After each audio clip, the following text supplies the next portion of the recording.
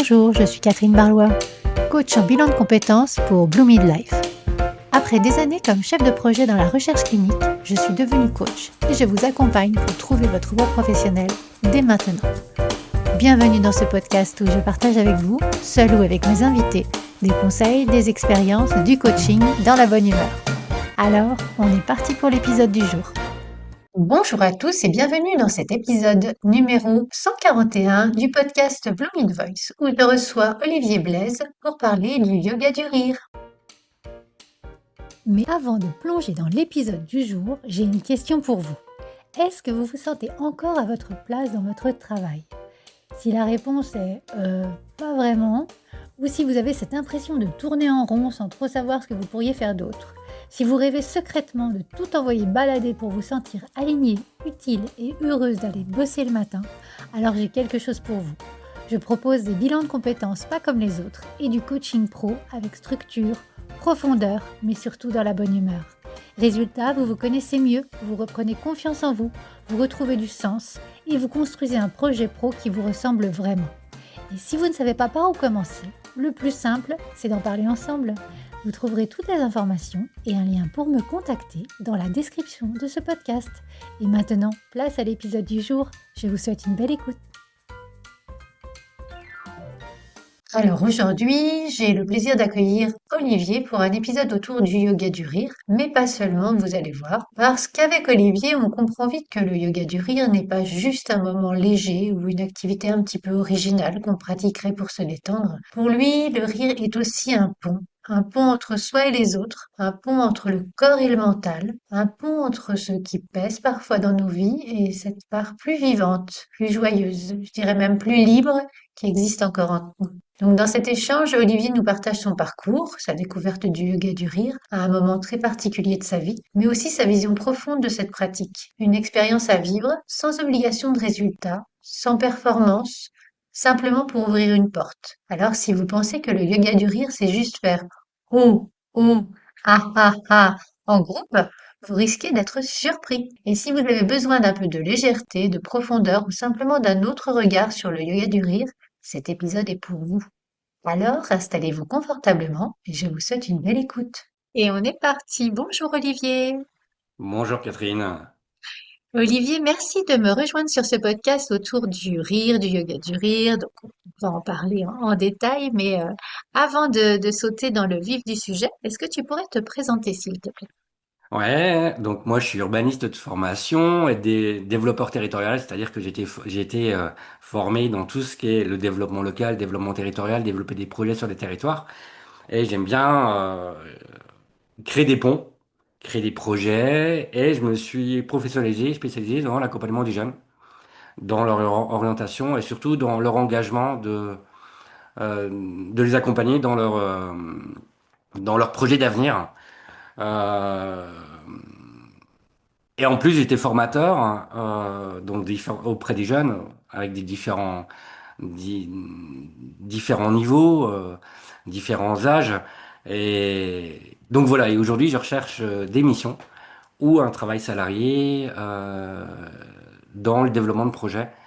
Et j'aimerais bien rester dans la jeunesse, dans l'accompagnement des jeunes, et développer des partenariats sur les territoires. Voilà. D'accord. Et donc, en Et, parallèle, et en parallèle, je suis quelqu'un qui lit beaucoup. mhm. Je lis beaucoup de sagesse indienne. J'adore. Je montre pas ma bibliothèque, mais il y en a plein. Il y a des piles partout. Bon, elle est rangée Je par thème. peux en témoigner, je l'ai vu en off la dernière fois. Et donc ouais, je lis beaucoup. Euh, je suis pas tombé dans l'Inde, mais j'adore tout ce qui est non-dualité indienne.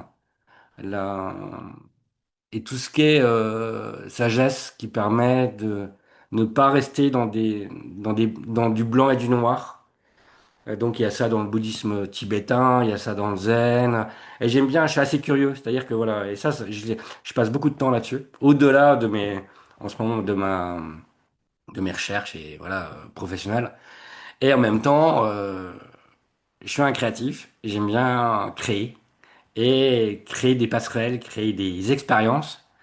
euh, et amener des personnes à découvrir des choses, et à découvrir des horizons. Et c'est pour ça, il y a quelques années, je suis tombé dans le yoga du rire. Oui, oui. Et donc, nous sommes là pour en parler, pour parler du rire en général et du yoga du rire. Et en fait, si je te demande là, Hmm. simplement, euh, qu'est-ce que le rire représente pour toi? Tu me répondrais quoi? Ça dépend de ça dépend de la journée, ça dépend du temps, ça dépend du contexte. Je vais faire une gradation.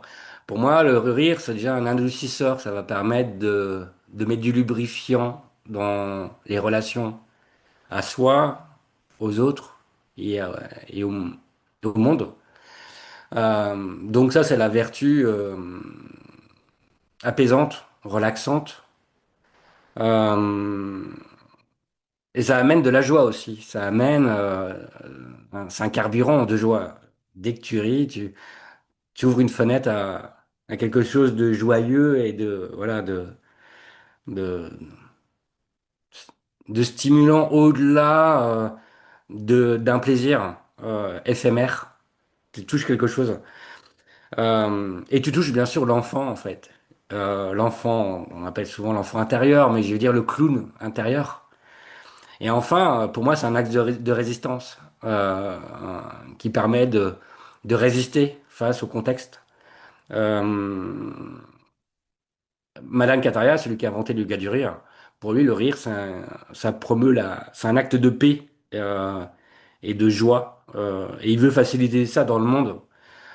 Madame Kataria, quand il a, le docteur Madame Kataria, quand il a déposé, quand il a créé le yoga du rire en 95, il a vraiment cette vertu-là, en fait. Le rire, c'est quelque chose de simple pour créer la paix et de la joie.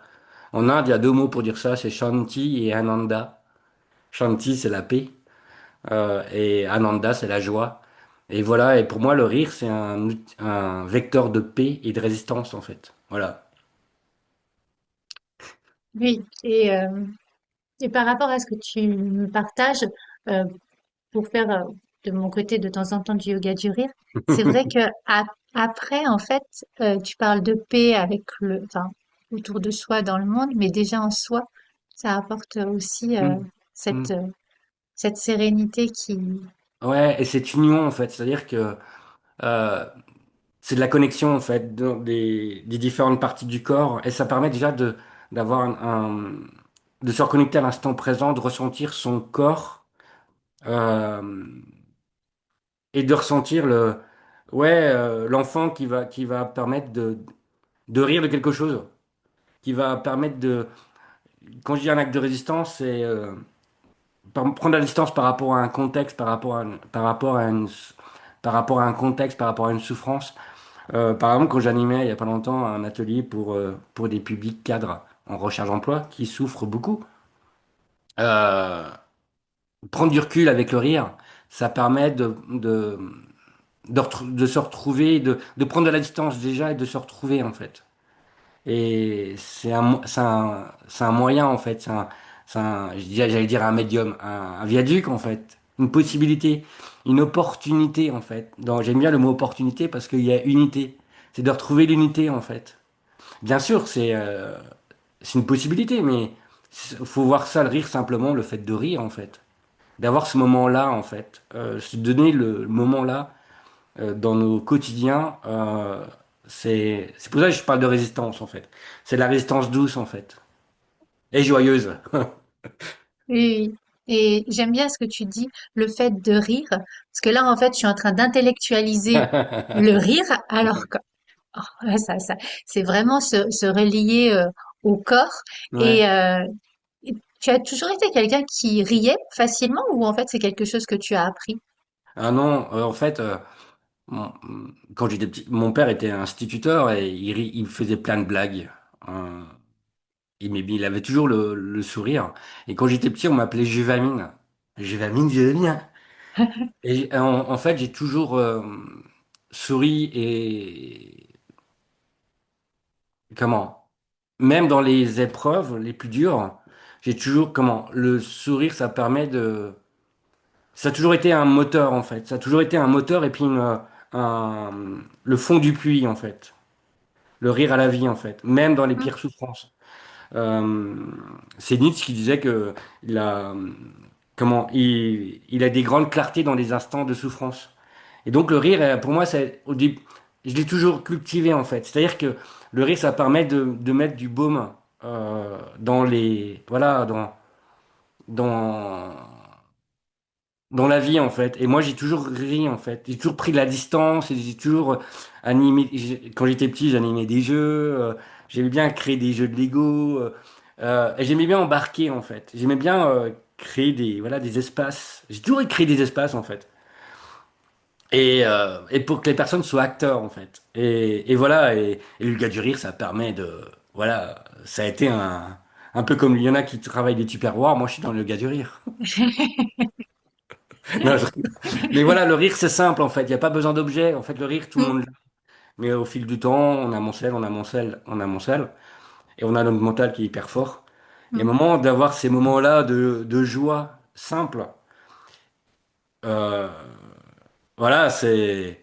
En fait, ça reconnecte à quelque chose d'enfant, en fait, qu'on a tous, qu'on a tous. Ça nous reconnecte à l'enfant qui jouait, qu'on était petit ou qui jouait pas. Mais ça reconnecte à plein de choses, en fait. Et c'est ça qui est bien, en fait. Ça reconnecte à quelque chose qui a quelque chose de profond, en fait. Voilà. mm. Donc j'ai Oui, toujours oui. ri. Ouais, ouais, j'ai toujours ri, en fait. J'ai toujours, non, voilà. Et j'aime pas les faux rires. Les faux. De toute façon, tu le vois, les faux rires. Mais j'ai toujours ri, en fait. Voilà. Et le rire, non pas, tu sais, là, j'ai terminé un bouquin, Le rire de David Le Breton, qui parle d'une ontologie du rire que j'ai acheté il y a pas longtemps à Metz. Et il parle de deux rires, hein. Le rire comique et et un rire plus sarcastique. Mm, Le rire qui demande de l'intellect. Et le rire qui... Et moi, je suis vraiment dans le premier type de rire, c'est-à-dire un rire qui est, je dis pas profond, mais qui va du rire simple en fait, du rire mm. vrai en fait. Tu le vois, d'ailleurs, il y avait quelqu'un qui avait travaillé sur les rides et sur les vrais rires et les faux rires. Voilà, voilà. Donc les faux rires, je déteste ça en fait. Mais dans le Oui, gars du oui. rire, dans le gars du rire, on parle de rire simulé.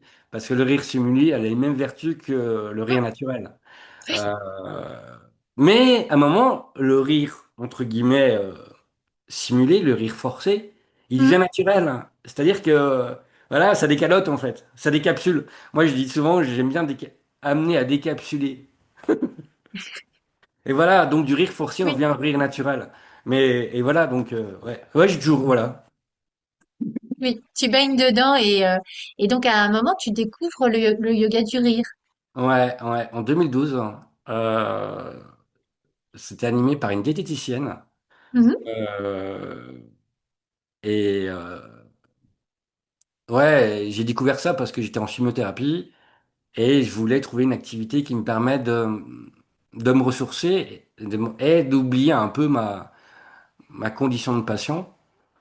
Euh, et ça m'a fait du bien. Et le rire, c'est là que j'ai découvert un peu que le rire avait des vertus d'optimisme et de positiver le moment que je vivais autrefois. Mais en même temps, je sentais que dans mon corps, il y avait des choses qui me permettaient de supporter. Et ouais, et puis après, j'ai lu dans les recherches, il y a eu plein de bouquins de Norman Cousin, de Rubinstein sur le rire, qu'il y avait des vertus doses. On prenait sa dose avec le rire. La dopamine, l'ocytocine, la sérotonine, les endorphines. Et c'est un vrai cocktail, en fait. Et voilà, c'est comme ça que je suis tombé dedans, en fait. Voilà. Donc, suite à une expérience, et voilà, je cherchais. Et j'ai découvert que le rire, tu vois, c'était pas simplement qu'un outil de résolution. C'était pas une, c'est pas une prescription. C'est pas un, comment, on vient pas, comment. C'est, c'est bien plus que ça, le rire. C'est une philosophie, en fait. Euh, c'est pas parce que, comment, j'ai découvert que le rire, c'est pas simplement un outil thérapeutique, en fait. C'est pas qu'un outil, en fait. C'est bien plus que ça, en fait. C'est, dans Madame Kataria, le sage indien, il est connecté à autre chose aussi. Après, on met ce qu'on veut, nous, dans nos sociétés occidentales. Euh, mais le rire, c'est pas, le yoga du rire, c'est pas simplement un outil, tu vois, mais comme le yoga en fait. Le yoga, c'est pas simplement un outil postural qui permet de Mm. faire le chien tête en bas. Ça va au-delà de posture de gymnastique, ça va au-delà. euh, c'est vraiment, on est toujours dans l'union en fait, dans le yoga en fait. Yoga en sanskrit, c'est l'union, l'union de toutes les dimensions euh, de soi, voilà. Et le yoga du rire, c'est bien plus qu'un tupperware en fait. Tu vois ce que je veux dire? Oui, oui, oui, oui, oui, parce que tu es animateur, mais ça va au-delà Ouais. de. Et j'essaye dans ma pratique, bien sûr, je reste dans une logique, je suis très expérimentateur, c'est-à-dire que j'ai les étapes du yoga du rire que je te dévoilerai peut-être après, mais, Hmm. mais, Volontiers. en fait, j'essaye d'amener de la spiritualité, de la philosophie du yoga du rire. En fait, c'est pas simplement qu'une démarche tupperware où tu ouvres le couvercle, tu fermes le couvercle. Hmm. Voilà, en fait, c'est bien plus qu'une recette, en fait, ce que je veux dire, en fait, tu vois. Ouais. Oui, oui, oui. Oui, on reste pas en surface, en fait. Enfin, moi, tel que je le conçois, c'est une fois que tu es vraiment dans la démarche du yoga du rire ou même du rire, c'est déjà c'est libérateur. Voilà. Je disais après coup, on est vraiment, enfin, de mon côté, plus serein, plus posé. Hmm. Et, et comme tu le disais, il y a le côté reconnexion à soi. Hum, hum, hum. En fait, ce que je veux dire, c'est que tout dépend des personnes. Et en fait, les personnes, comment? Tout dépend de leur état et comment? Je leur promets pas, en fait. Si tu veux, ça dépend des personnes et ça dépend de sa Hum, culture. Faut pas venir faire du yoga du rire pour relâcher, en fait. Comment? Je sais pas, en fait, ce qui va se passer.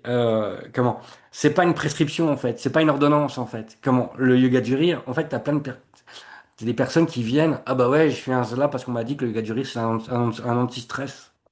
hum. On évoque beaucoup, ou la société de cardiologie évoque le rire comme un médicament en fait. Venez, va aller faire du yoga du rire, ça va faire baisser votre tension, ça va vous aider pour le cœur. En fait, c'est pas prescriptif. En fait, je sais pas ce qui va se passer. En fait, c'est simplement. En fait, c'est bien plus qu'une expérience. En fait, tu vois ce que je veux dire, c'est que euh, le yoga du rire, il y a plein de vertus. C'est clair, il y en a plein. Il y en a plein de choses. On peut promettre plein de choses aux personnes. Ça, je veux dire ça. Je- Mais je sais pas si si ça va se présenter en termes de résultats. Tu vois ce que je veux dire? C'est ça que je dis Oui, que c'est plus une approche philosophique. Bien sûr, c'est une expérience quand tu fais un atelier du yoga du rire où tu fais le ho ho ha ha ha, où tu fais le lion, où tu fais le canard, où tu fais la vache. Ou voilà, c'est clair, c'est une expérience d'espièglerie. Mais c'est bien plus que ça en fait. Voilà. Mais bien sûr, ça, je m'étends pas là-dessus. Moi, je suis simplement un animateur qui va créer les conditions pour que amener le canard sortir. oui. Oui, en fait, si on le, tu sais, le côté intellectualise d'un côté, tu dis, bah, obligation de moyens, pas de résultat, voilà. Et de l'autre côté, d'un point de vue plus philosophique, c'est ouvrir en fait le champ des possibles et puis laisser à chacun vivre à sa propre expérience Ouais, c'est son ça, c'est ça. Et cheminement. dans la sagesse indienne, dans les sagesses, c'est vraiment ne pas être attaché, tu vois, dans la Bhagavad Gita ou dans différents, que ça soit aussi dans le bouddhisme, c'est ne pas être attentif aux résultats, ne laisser Mm. tomber le résultat, de pas, et l'objectif, ce qui compte, c'est l'instant présent. Mais c'est dur pour nous, en fait. Ah bah C'est oui, tellement calcifié, et on a tellement, et c'est dur, en fait. Et on n'a pas du tout la même approche. Et c'est ça qui fait la beauté aussi euh, des sagesses asiatiques, c'est cette connexion à l'instant. Et c'est dur pour nous, en fait. Et le yoga du rire, c'est bien parce que à un moment, ça rassure les personnes comme nous, qui ont un mental un peu développé, en fait. Mm. Et le mental, c'est pas que négatif, mais qu'il y a le hamster qui court souvent, en fait, dans le petit hamster. Et le yoga du Oui. rire, ça permet, tu vois, il y a des étapes, il y a une méthodologie, et ça rassure, en fait. Ça rassure. Mais à un moment, après, quand tu refais un retour sur l'expérience, vous imaginez, vous avez fait le canard, là, ou la poule, ou la poule. Quand tu dis ça, j'ai des ingénieurs, ou quand tu dis ça, Et donc, en fait, il y a toute une pédagogie à amener dans l'approche. Et donc la pédagogie, la recette, elle rassure en fait ton mental, tu vois. Euh, Moi, mon enjeu, c'est d'aller dans l'autre partie, en fait, tu vois, Mm. que tu ouvres l'intuition, que tu ouvres déjà aussi ton cerveau limbique, que tu ouvres les émotions, mais aussi que tu ouvres l'aspect de l'intuition, l'imagination, les rêves, et que tu ouvres cette porte-là, en fait. Donc, au-delà d'une expérience corporelle, ou de faire la vache, le cochon, le bébé qui pleure, ou des situations, t'en as tous les jours. euh, Ça va au-delà, tu vois. Tu vois, tu ouvres une porte à quelque chose d'autre, en fait. Voilà. Mais ça rassure de passer par des... Ah oui, oui, bah oui, oui, oui. Il y a le schéma, c'est bon, c'est encadré, je peux y aller sans crainte. Et mince, je tombe sur mon intuition. Flûte. Ah oui, mais ça, tu le sais pas. Tu Voilà, verbalises voilà. après. En fait, Oui. c'est pour ça qu'il faut le verbaliser après. C'est ça qu'en pédagogie, on dit souvent que aller dans l'expérientiel. C'est-à-dire Mm. l'expérientiel, tu vas au-delà de l'expérience. C'est de verbaliser l'expérience. Mais bien sûr, dans l'expérience, il faut pouvoir faire tomber les barrières. Tu vois, à un moment de tu dis pas aux gens, on va faire le canard, on va faire la poule. Parce que non, non, non, non, non. Et comment je t'amène à, en fait? Donc, en fait, tu vas travailler sur le corps. Donc, tu mets les personnes en situation corporelle. Euh, Par exemple, tu mets les personnes en situation en utilisant les mains, tu leur dis, pour eux, on fait du ski, et tout doucement, tu arrives au canard. En fait, tu utilises le corps comme moyen pour arriver à des situations loufoques. Loufoques, ou espiègles, ou burlesques. Et là, c'est l'effet de surprise, tu vois, le mental, tu chantes, paf. Mm. Et ça, j'aime bien, en fait. Je suis taquin, en fait, tu vois. Et j'aime bien, en fonction, bien sûr, je prépare, tu vois, mes séances. Mais en fonction des séances, ça va me venir et tout de suite, ouais, j'aime bien amener les personnes dans des positions corporelles. Bien sûr, on reste pour chanter le mental, tu vois. Pour Mm. avoir l'effet de surprise. Et c'est ça qui va déclencher le rire, en fait, tu vois. Voilà. Donc là, tu es en train de nous faire un teasing par rapport aux séances. Tu les articules, quelqu'un qui connaîtrait pas, tu les articules comment, en fait, les séances? Euh, Bah bien sûr, quelqu'un qui me connaît pas, je vais rassurer en parlant de l'approche, qui est une approche qui a été développée par un médecin indien, médecin généraliste. Et donc il y a plusieurs étapes en fait. Il y a quatre étapes. Il y a tout d'abord on éveille le corps, on bouge le corps. En fait, c'est pour éviter des contractures ou pour préparer le corps en fait. Et donc moi je fais danser, un peu comme le Shiva Nataraja, je sais pas si tu connais le Nataraja, le Shiva qui danse. D'accord. Je te montrerai une prochaine fois. Le Shiva qui danse, c'est le roi du feu en fait, et il danse toujours sur un pied. Et donc j'aime bien faire, dans l'éveil du corps, faire danser. Et donc là je m'appuie sur Thierry Janson Mhm. qui danse beaucoup pour libérer. Voilà, il n'y a pas besoin de savoir danser en fait, c'est simplement bouger en fait. Donc voilà, l'éveil du corps. Puis après, il y a les fameux rires. Donc les rires doubles, des rires collectifs, des rires bruyants. Donc on explore les types de rires.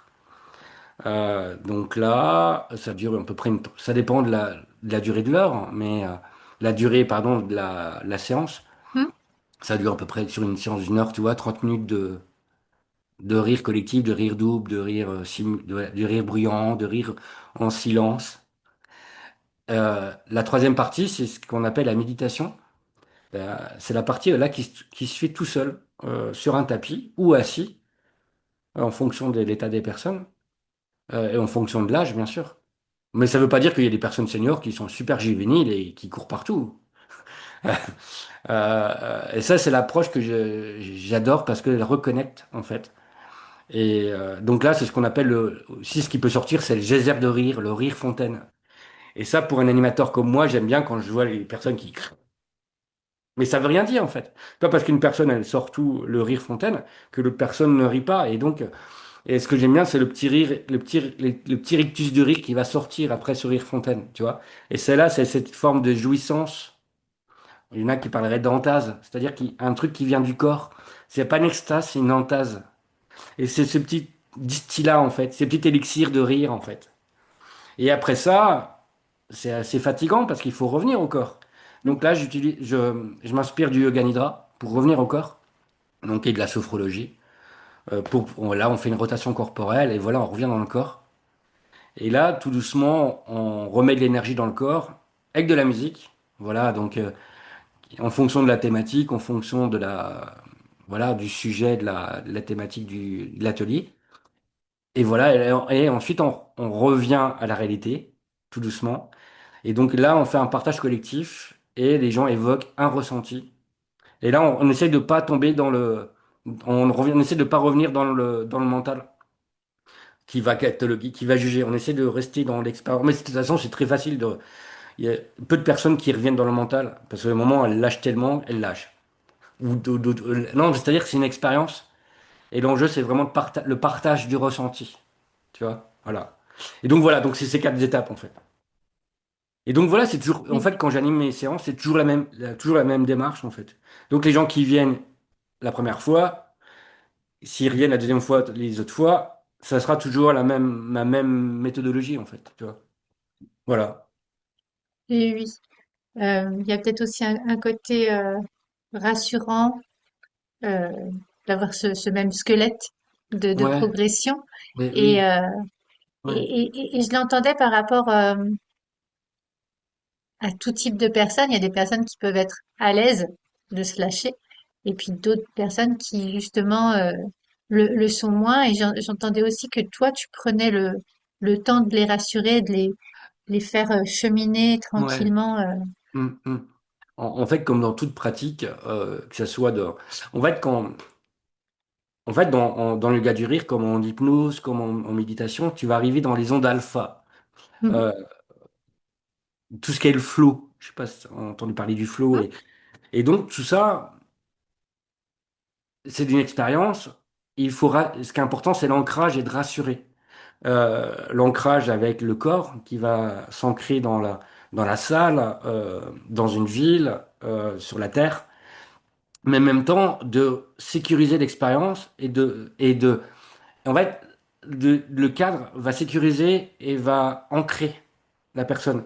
Et donc, en fait, pour les stressés et pour les personnes qui ont un mental, qui ont des besoins euh, je dis pas des scientifiques ou voilà, mais il y a des personnes qui sont pas scientifiques et qui ont besoin aussi de sécurité. En fait, ça permet de rassurer en fait et d'amener à l'expérience. Voilà. Et donc en fait, il y a des personnes qui viennent au yoga du rire. Malheureusement, ce sont déjà des personnes souvent qui sont déjà très open et très curieuses de nature. Mais l'enjeu, c'est vraiment d'aller toucher d'autres personnes en fait. Et c'est pour ça que c'est important d'y aller doucement dans la pédagogie. Et bien sûr, la vache dans le yoga du rire, j'allais le faire. Tu vas pas Mais l'amener tu dès la, peux, vas-y, vas-y. tu vas pas l'amener dès la première séance. Tu vas pas l'amener dès la Oui. première séance. Donc en fait, il y a toute une importance de de la pédagogie et de l'ancrage voilà, de la séance. Mhm. Et donc, en fait, tout le monde peut le faire, le gars du rire. En fait, moi, ce que j'aime bien, c'est quand j'ai une personne hyper mentale, que je vois. Mon défi, mon challenge personnel, c'est de l'amener. En fait, ce que j'adore à la fin de la séance, c'est de faire après l'expression du ressenti. C'est ma jouissance, c'est de voir comment elles sont. En fait, il y a des personnes, en fait, quand je vois qu'elles sont, tu vois, lâches, ou il y en a Mhm. d'autres qui se ressourcent, et quand j'ai une personne qui est hyper mentaliste et qui est que je sentais, c'est que je chantais, obtus ou, qui freinait par rapport à l'expérience, et quand je vois qu'elle est super contente, et quand je vois qu'elle est super fatiguée, et qu'elle est Mhm. super heureuse, parce qu'elle a connecté à autre chose, elle a connecté à son corps, elle a connecté à quelque chose, elle a connecté à sa joie, elle a vu qu'elle pouvait faire autre chose dans le moment, qu'elle pouvait dans son quotidien, toucher à l'instant présent, et quand elle sort ça, waouh, je dis ouais, gagné. Et j'aime bien en fait, tu vois, c'est ça. En fait, mais je sais pas si ça va se passer en fait. C'est-à-dire que moi, je suis un cuisinier, c'est-à-dire que j'ai un alchimiste, c'est-à-dire qu'il va créer les conditions. C'est l'urbaniste qui va créer les conditions, tu vois, pour que l'expérience se fasse ou l'expérience se fasse pas en fait. Et ce que j'aime bien, c'est de voir, là, tu es dans une logique du résultat, mais là, moi, j'aime bien voir la personne après. Mais je suis tellement bien, oh, ce soir, j'ai bien dormir. Tu vois? Et donc voilà, donc moi, je crée simplement, tu vois, les conditions de l'expérience, tu vois. Voilà. Oui, oui, tu t'apportes sur un plateau Et, et après chacun peut se servir. et, et ouais, et c'est-à-dire que mon enjeu principal, c'est vraiment que les personnes cherchent touchent l'élan vital, en fait, touchent ce qui est vivant à l'instant présent. Bien sûr, après, tu peux aller au-delà, en fait. Les gens vont toucher autre chose, peut-être de plus grand que soi, tu vois. Mhm. Mais ça, c'est comment? C'est elle, c'est pas moi. Et en fait, déjà, moi, mon enjeu, c'est qu'elle touche ce qui est vivant à l'instant présent, en fait. Donc, ce qui est vivant à l'instant, ça peut être différent à la séance d'après, tu vois. Moi, je suis simplement un marmiton, en fait. Tu vois, j'ai la recette et je dis pas qu'au fil du temps, depuis 2012, elle se bonifie. Et c'est clair, tu me vois aujourd'hui et il y a 10 ans. Et d'ailleurs, les personnes en MJC qui me suivent, dans le club de rire, elles me disent, ah Olivier, cette année, ah oui, t'as développé autre chose. Ah ouais, c'est fort cette année.